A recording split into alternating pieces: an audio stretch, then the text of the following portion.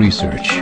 In order for a culture to maintain itself for more than 25 years, there must be a fertility rate of 2.11 children per family. With anything less, the culture will decline. Historically, no culture has ever reversed a 1.9 fertility rate. A rate of 1.3, impossible to reverse, because it would take 80 to 100 years to correct itself, and there is no economic model that can sustain a culture during that time. In other words, if two sets of parents each have one child, there are half as many children as parents. If those children have one child, then there are 1/4 as many grandchildren as grandparents. If only 1 million babies are born in 2006, it's hard to have 2 million adults enter the workforce in 2026. As the population shrinks, so does the culture. As of 2007, the fertility rate in France was 1.8, England 1.6, Greece 1.3, Germany 1.3, Italy 1.2, Spain 1.1. Across the entire European Union of 31 countries, the fertility is a mere 1.38. Historical research tells us these numbers are impossible to reverse. In a matter of years, Europe as we know it will cease to exist. Yet the population of Europe is not declining. Why? Immigration. Islamic immigration.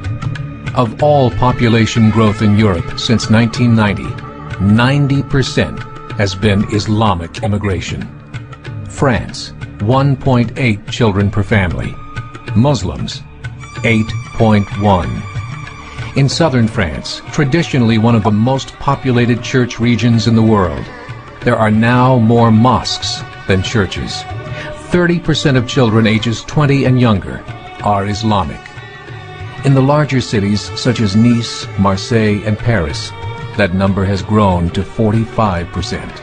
By 2027, 1 in 5 Frenchmen will be Muslim.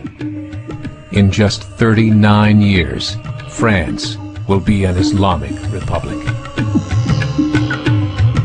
In the last 30 years, the Muslim population of Great Britain rose from 82,000 to 2.5 million, a 30-fold increase.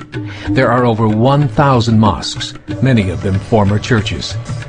In the Netherlands, 50% of all newborns are Muslim, and in only 15 years, half of the population of the Netherlands will be Muslim. In Russia, there are over 23 million Muslims. That's 1 out of 5 Russians. 40% of the entire Russian army will be Islamic in just a few short years. Currently in Belgium, 25% of the population and 50% of all newborns are Muslim. The government of Belgium has stated 1/3 of all European children will be born to Muslim families by 2025, just 17 years away. The German government, the first to talk about this publicly, recently released a statement saying, "The fall in the German population can no longer be stopped. Its downward spiral is no longer reversible. It will be a Muslim state by the year 2050. Muammar al-Gaddafi of Libya said, "There are signs that Allah will grant victory to Islam in Europe, without swords, without guns, without conquest. We don't need terrorists. We don't need homicide bombers. The 50+ million Muslims in Europe would turn it into a Muslim continent within a few decades." There are currently 52 million Muslims in Europe. The German government said that number is expected to double in the next 20 years to 104 million. Closer to home, the numbers tell a similar story. Right now, Canada's fertility rate is 1.6, nearly a full point below what is required to sustain a culture. And Islam is now the fastest growing religion.